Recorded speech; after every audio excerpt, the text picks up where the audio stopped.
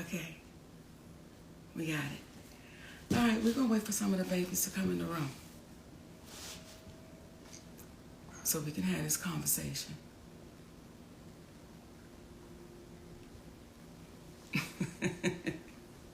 You would do that right now? Hey, babies. Hey, hey. We just wait for y'all to come on in the room so we can have this conversation with our community. What is that? Oh, we good. Let's rock and roll, baby. Let's rock and roll. Mm-hmm. The title of our conversation, or the theme of it, is called The Long Way Around, because ain't no shortcuts. Pickles, stop playing with that paper, please.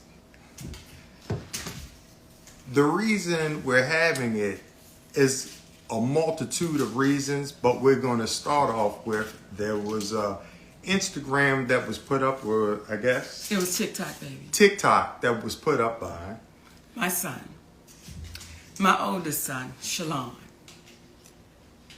And this is what I want to say to this. There are some people that are saying, oh, you should be ashamed of your mothering skills. You should be ashamed of yourself. This is what I'll say. Let's let it play out. Because the same ones that said to me, I was crazy, I was deranged, we watched it play out. So just like with my son, we'll watch this play out. And I do want to address this though, Shalon. When you say her daddy, then that's when mommy gonna say stop playing, because you know this has been Uncle Sid your whole life. Uncle Sid knew you before you knew you. So for you to say her 3 sons, yes, you're absolutely right. He has 3 sons. He can't claim you as his son because he's always been Uncle Sid, and he knows your daddy very well. And love that brother. And the irony of all of this is not what is said, but what's left off. Yes. See, you're leaving off the fact that the last time we laid eyes on you, your mother got you everything you needed for the newborn baby about 3 years ago. You're forgetting about how I, from Georgia, am talking you through getting your car after we gave you the half of the down payment for it. And you were 31 years of age, 32 years of age at that point. And I'm negotiating the deal with the dealer for you as you sit there. And you have the vehicle you're driving right now because of your mother. These are the things that you're leaving out when you're expressing what you're expressing in reference to your mother. You're not expressing the relationship that you have with your father, where you spoke ill to him, not to mention spoke ill to your mother, but somehow your mother and father and I all have a loving relationship and communicate back and forth because of the love that we have for you. The one thing these individuals, and to the individuals out here that oftentimes speak after they've heard one side of the story, there's an old saying, believe half of what you see and none of what it is that you hear. Please don't take our word for it, but what we will convey is this. Those who are parents and have raised their parents up to being adults. The children. Raise their children up to being adults. Right on. Those who are parents that raise their children into adulthood know that there comes a time and a place in which they determine their own decisions, their own path. You can have multiple children that are raised in one house, but they act and they take on different things. The reason why it was so important for us to entertain these conversations that we typically have privately, or that we're influenced to have privately amongst the people in our community, is because we need to stop being embarrassed about being human beings and about being black human beings. You will oftentimes hear us saying we are embarrassing ourselves in front of them. Who is them? Who are they? Because when you hear someone articulate these things, that is the slave's mentality. It makes us believe that we as black people need to conduct ourselves with dignity because white people are watching. You should conduct yourself with dignity because the spirit of you is watching. Come on. But we need to have these conversations out loud and taboo because we have a finite period of time together here on this earth. You will travel through infinity with the spirit that you have all alone, and you will not remember the ridicule that you receive, but you will be judging yourself. You will be determining for the rest of your life which way that you go as you have thus far.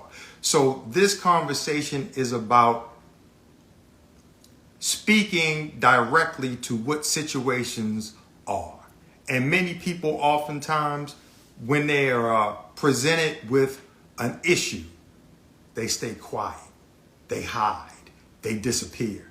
And what we're saying is that's not who we are, because what you cannot do is you cannot trick an honest person. Come on. You can demean, you can say whatever you want to say about them negatively, but what will happen is truth has a way of standing the test of time.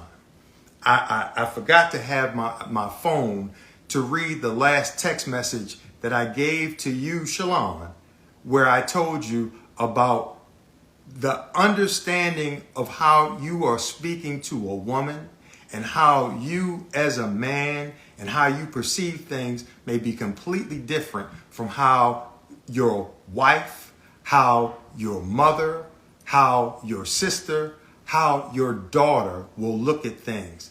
And when you learn how to communicate a little bit better, then things will happen a little bit better.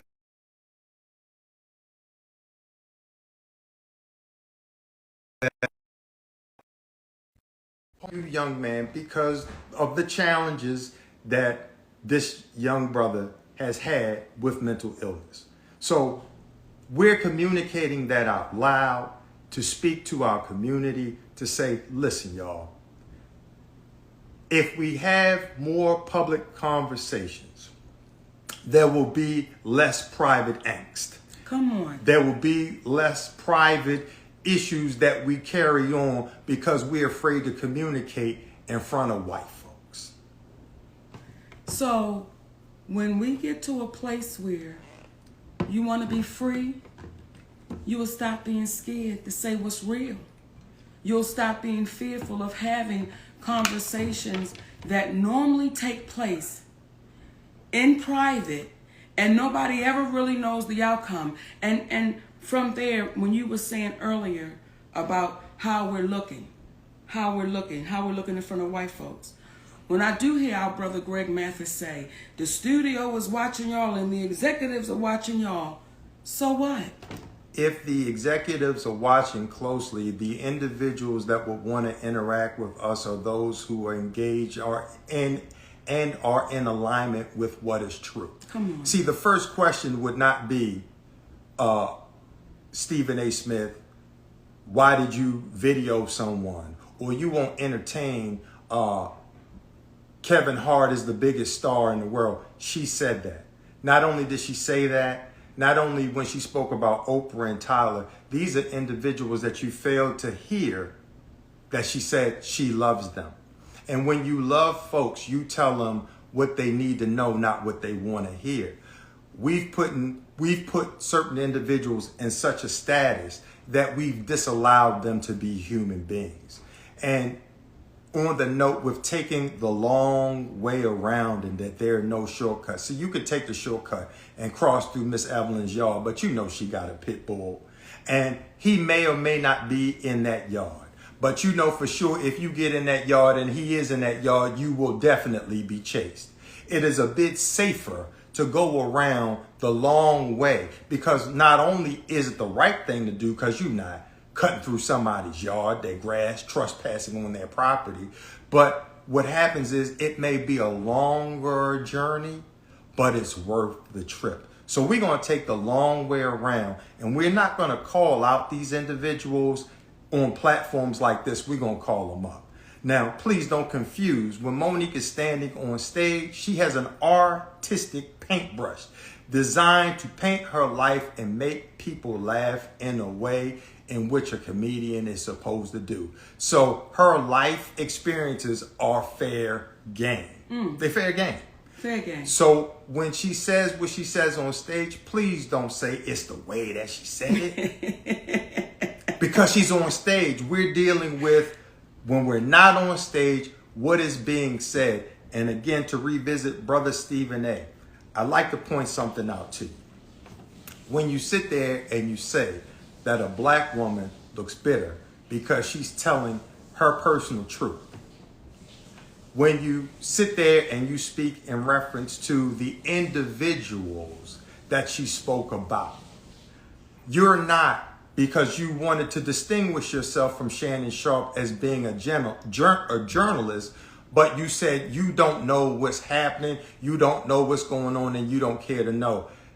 That right there is you sacrificing your journalistic integrity, because it is your job to know when you make assertions about certain individuals and not form an opinion. And you are supposed to ask the questions such as, when she said what she said regarding Kevin Hart and David Becky, as it relates to him reneging on what he promised, and you ask the question, well, is there a reason, Monique, that he would do that? Here's the question you should ask. Is what she said true? And if there was a reason why he would have done that, would there not have been a reason why he wouldn't have called her first to say, I've got to take that deal back? See, when we stay grounded in this thing called ethics, come on, when we stand grounded in this thing called right, it's going to carve through all of the nonsense that you were trying to communicate. And I can see, based upon watching you throughout the years, that you consider yourself an intellect. And please forgive me for speaking in this manner as it relates to Monique. As a black man, what happens is the black woman should sometimes not have to defend herself. Sometimes there's a level of defense that should be had on her behalf for we as black men, because Monique didn't step to you when you were calling Kyrie Irving out for being a man and making a decision as a man to not get a shot, and ridiculing him because his father raised a man. You should not have called out Kwame Brown in the way that you did, calling him a bust, because you have forgotten that that black man has a family, and any man that has had the length of time that he had to live the dream in the NBA is not a bust in my book. He's a hero. He's a hero. So when you call Jason Whitlock a fat bastard, but you're telling Monique, who referred to them as her brother and her sister, and she loves them, but you can call Jason Whitlock a fat bastard. My question to you, why are you allowed to speak your truth, but this black woman is not? Help me. Help me. I need the help. It is low-hanging fruit to attack a black man. That was Cat Williams and Monique that did the interview. Why is it that you singled Monique out? Why is it? She was polite. You're not asking, was she inaccurate when she spoke about Tiffany Haddish? Though there's nothing but love.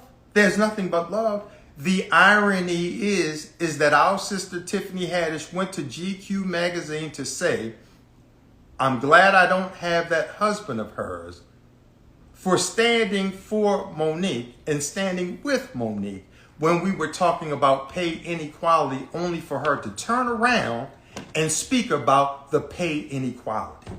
See, we will succumb to what it is that we support when what we support is wrong. You know, if I may say this to you, Stephen A. Smith, what you said when you said I'm bitter and my light don't shine no more, what you said to black women without saying it was, be quiet. Be seen and not heard.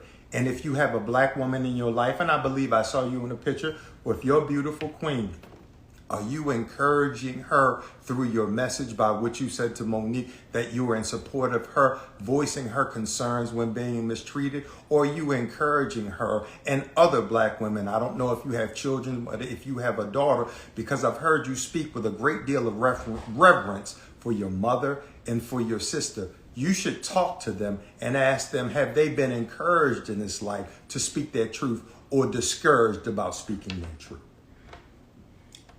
And I'm going to see it on stage.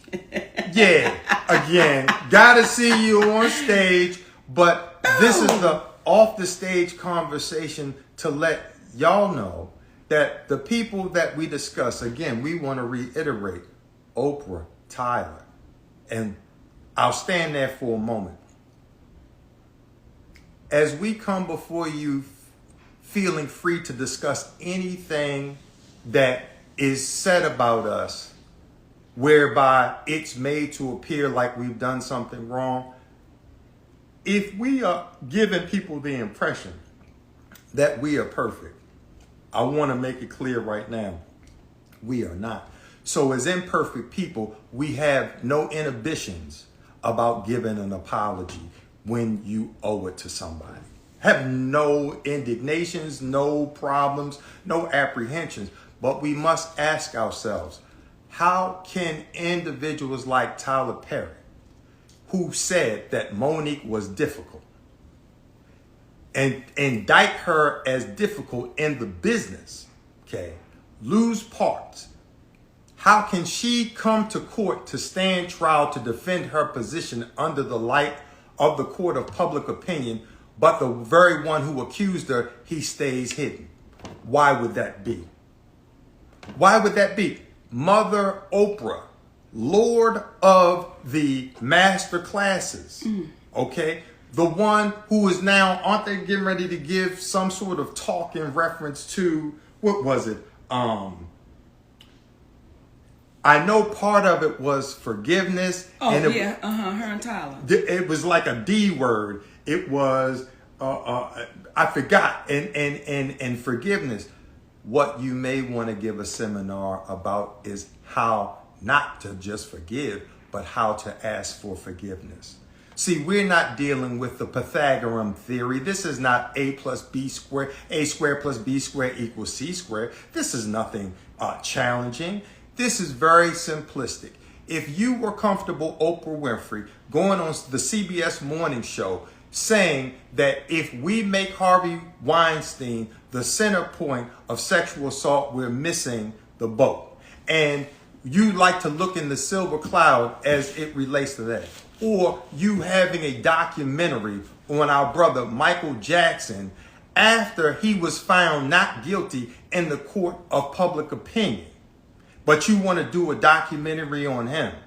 But you don't want to speak up for a black woman who you know, based upon all your business endeavors, that when you do not have a contract with someone, you do not owe them anything, but you allow that to ride. And again, we make it a habit of not just calling up what is wrong, but what's right. See, there was a woman named Barbara Walters.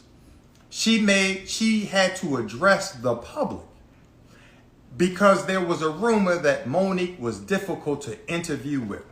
That woman could have been a proud graduate or student from the Oprah Winfrey School of Duck and Dodge. I'm not going to face things publicly and not said a word. But instead, what did she do? She came out immediately and said that is a lie. She was wonderful to work with and the whole nine. Brother Tyler Perry, listen, you can't put the toothpaste back in the tube. The world is listening to you tell Monique that you were wrong for doing something. You were wrong for telling others that she was difficult for not essentially committing an act of slavery. Come on.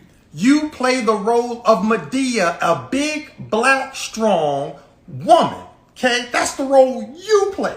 Okay, because apparently there's a level of appreciation you have for that black woman who's willing to speak truth to power.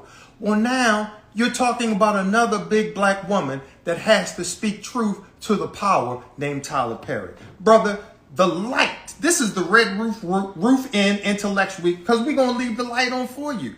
You don't understand the magnitude of how you can help heal the community by showing them you too are a human being. We're going to treat everyone like a human being because we love you enough. Come on. We love you enough and want you. What was that movie, Cadillac Records? Yes. There was a scene in there in which our brother, one of the greatest actors Jeffrey on the Wright. planet, Jeffrey Wright, Yes. was confronted by the character named Wolf. Yes. And he said, I'm getting tired of you acting like you acting towards that white man. I want to see you have the privilege of being a man in and of yourself. We want to see you have the privilege, Brother Tyler, of showing the world that you are a good dude. And I believe deep down you are. But the embarrassment from the audio where you say, y'all got it too hot out here, but you go to churches. When would Jesus think the right time was to go out and say I was wrong? Would it be when I promote my next movie and the heat continues? Would he wait until it's not hot out here? Or would he want his humble servants, as you claim to be, to the moment you identify that you are wrong, this is the moment we need to identify that I am wrong. Why have you not done that? That was in 2016. And I'm not going to speak belligerent to anyone because that is not alignment. That is not in alignment spiritually with me, with the universe. And what we're communicating today, this is not designed for everyone to appreciate. If you are vibrationally connected to what is right, the person who does wrong does not matter, because wrong is wrong and right is right. And Brother Stephen A., the way in which you communicated, that's a great way to potentially be in alignment with the right people, but you're not in alignment with what is right. Come on. And I want to say this to the younger generation. Brother Greg, when you say the younger generation is watching, we want them to. We want them to watch so close and pay so close attention to the ones that are afraid, fearful, and to the ones that are saying, no, no, baby, you keep standing. And for those of you who say, well, Monique, why do you keep going? Because what we are showing the younger generation, till they're accountable, you can't stop. Until you hold people accountable, you cannot stop. So to this younger generation, my babies, don't back down, don't sit down, don't lay down. Keep standing unapologetically. Keep standing. They are banking on you. They are banking on you to be so afraid of these invisible powers that be so afraid of that you don't speak up and you don't speak out, that you just lay low and you be quiet and you take the abuse and you be exploited. They're banking on us to be that. They're banking on us. So for you, Stephen A. Smith, for you, Brother Greg Mathis, who I love dearly, your family, I love y'all. However, when you say the studios are watching, the executives are watching, but our community is suffering. And the Screen Actors Guild, the Writers Guild, just got finished striking. They were watching then. Yeah. They were watching prior to that. What we're looking for are the people who are in alignment with honesty. Because let me explain to you what can happen and how healing it is. See, last week when we spoke about the Breakfast Club and our brother Charlemagne the God just taking ownership of it at the behest of a black woman named Just Hilarious. Happy birthday, baby. And our brother DJ Envy, you was wrong for trying to make him apologize to Daddy. Because she calls me daddy, but y'all keep forgetting that I call her mama. See, that's my mama right there. But we don't want to talk about that. And I'm not talking about the Breakfast Club. I'm just saying in general. But those three individuals got together, and what was an issue for several years, it was resolved because we know how to forgive. There's a black man by the name of Lee Daniels. See, not only did this brother go so far as to apologize to us privately, he apologized publicly, but then this brother went and he spoke to our sons face to face and he apologized. That's what men do. That's how you heal. There is no shame in being wrong. The shame is knowing that you're wrong and not admitting to that wrong that you were a part of. So when you see these individuals with the mansions, with the cars, and all of these things, in the words of our great ancestor, Bob Marley, some people are so poor, all they have is money. Come on. Don't be that. Come on. Don't be that. I'm sorry to be chocolate. When I hear you, when I hear my son, when I hear you, Shalon, talk about money and stuff, it's like, baby, as I told you when you were younger, I told you as a man, don't let nobody introduce you to me. You know who your mama is. And when folks speak in reference to calling your seed, sometimes, especially when your seed decided to call things off with you because you didn't move for a 34-year-old, 32-year-old man in the time that he wanted to do, because you as a mother, you as an entertainer, you as an actress, you as a grandmother, you as a wife, allotted the time to see him, but he pushed you away. But then when it's time for him and it doesn't work for you, now it's a problem. Listen, it comes a point in time where when you become a man, when you become a woman, it is your obligation to do for you. To do for you. At 31, brother, 32, I'm sitting there on a conversation at the behest of your mother. Why? For you. Because I love my nephew. And we still love you, Shalon. That's why your mother and your father interact with one another, to let them be aware of what's happening with you. So if you think you're not loved, that's because you're not paying attention. And there are other dynamics that fall into play, in which we completely understand. And for you too, we're going to keep the light on for you. But I find it extremely ironic that the last time you saw me, you wanted to be able to call me dad. And I couldn't allow you to call me dad because there's only one dad in your life. And he's a friend of ours. Come on. He's a friend of ours. So, again, we as people of color, let us stop being embarrassed about having conversations out loud, because you never know who you could be helping. Please do not allow people to embarrass you out of life. I don't care if you're in the LGBTQ community. I don't care if you want to change your profession. I don't care. Whatever it is that you want to do, we have a finite amount of time to live on this plane. Please do not live on this plane based upon the ridicule you may or may not receive from someone else.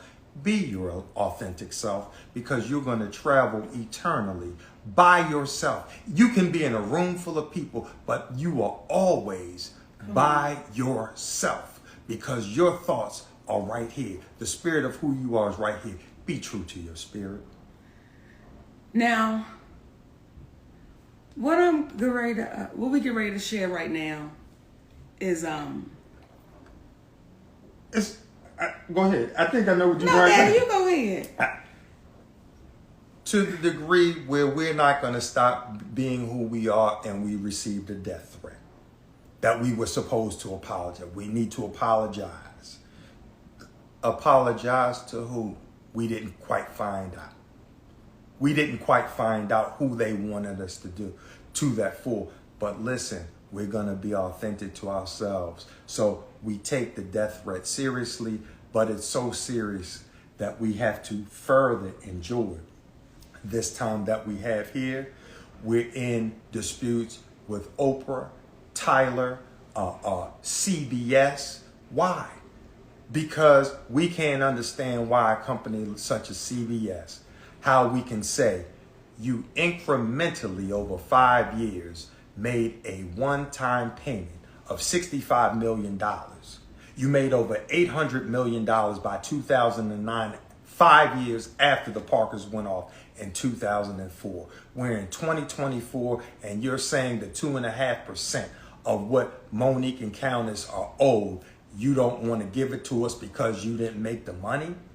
How can you ever go into the red on a one-time investment where you've already superseded that investment by 1,000%? You can't. So the things that people are out there and they're astounded that we are saying, this is because Brother Judge Mathis, this is because the younger folks may be looking. And we want them to be true to themselves. True and tell the truth, because as our brother Steve Harvey said, there are repercussions that come from the truth, but we rather deal with the repercussions that come from the truth versus the repercussions that come with a lie. Come on now. Come on now. So we wanted to come on and share that with y'all today. And I'm not laughing at that, but it makes me chuckle to say that someone, whoever it is, and y'all have been hearing what we've been saying, but someone or somebody's was sent a death threat all because this little fat black girl and her husband telling the truth. Not because we stole nothing. Not because we hurt somebody. We didn't rob nobody. Just because they're telling the truth. So what we're saying to you young babies right now, keep telling the truth. Let nothing stop you from telling the truth. Not, I don't want to say, we say your truth, the truth. Tell the truth. So we're not getting this confused with, well, my truth was, no, tell the truth. Because the truth may not be favorable for you, but it's the truth. Don't ever be afraid of telling the truth. And I believe our ancestors are saying, babies, y'all, please keep standing, because we took the ass whoopings for y'all. We took these ass whoopings. We already been here. And if we keep talking in private, Greg, we'll keep getting exploited. Because didn't y'all talk in private? Didn't the ones before you talk in private? And what changed? What got better? What got different? Because the private conversations never seem to make it to the light of day. So the shit that happened in the private can continue to happen because they knew the fear was placed in there. You better not say nothing. Would you be so kind as to share your story with the good folks out there that you had with Brother Lee Daniels on your walk while y'all were filming in Pittsburgh? You know, I'm going to say this first, Daddy. Kick it. When Lee and I talk, and Lee will say, Mo, I don't want to revisit it. You know, we got through it and it's done. And I would say to Lee, you don't understand how beautiful what took place happened. I'm not saying it's never happened in history. I just don't know of it happening where you have a big time director and an entertainer, and the director says, hey, I want to apologize, and they mend that friendship. Lee Daniels and I were going for a walk when we were filming the movie The Deliverance in Pittsburgh. And he said to me, Mo, why didn't you just be quiet? Why didn't you just let the shit go? I said, Lee, had I just let this shit go, you and I would not be taking this walk down the riverfront. And that went on for years. So this is what we're saying to y'all, baby. But let them breathe that in, my baby. Okay, you know I talk about You talks. wouldn't, well, we talk together. But I need people to breathe that in. Had I let it go, you and I right now, Brother Lee, would not have been able to go on this walk together as friends. So the conversations we are having right now, because the only real reason for war is to ultimately have peace, especially when you're defending yourself. The reason we're having the conversations that we're having right now is for the purposes of a level of unification amongst folks. We'd love to go on that walk with you one day, Oprah. We'd love to go on a walk with you one day, Tyler. But you know, if you walk with us, we got to walk in truth. We're not going to walk in being individuals that pretend to be something and that are not. I saw people scrutinizing The Rock the other day because he came out to apologize in reference to asking people that didn't have a great deal of money to help with the funding in Hawaii. But he came out and he apologized and he said, I'm a quick study. Let me say this, ever so humbly from my perspective. I so appreciated that. And it further reinforced why people love that cat. Come on. Because he took ownership of it. What happened is Oprah, who teaches master classes, have you seen her talk about that as of yet? Have you seen her come out? What we're saying is we want you to feel what it's like to walk with the people in truth.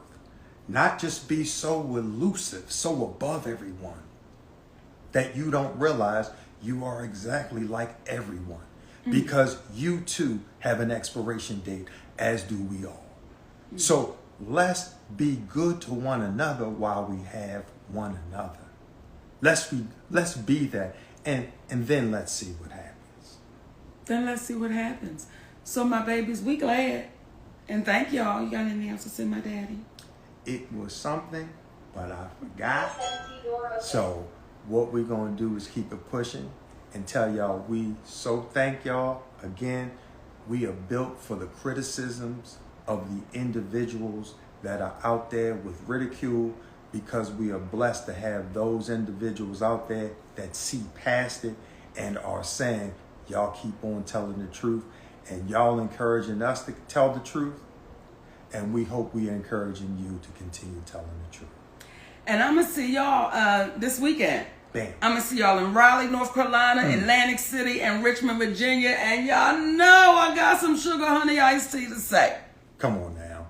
Now, the real comedy is going to come in.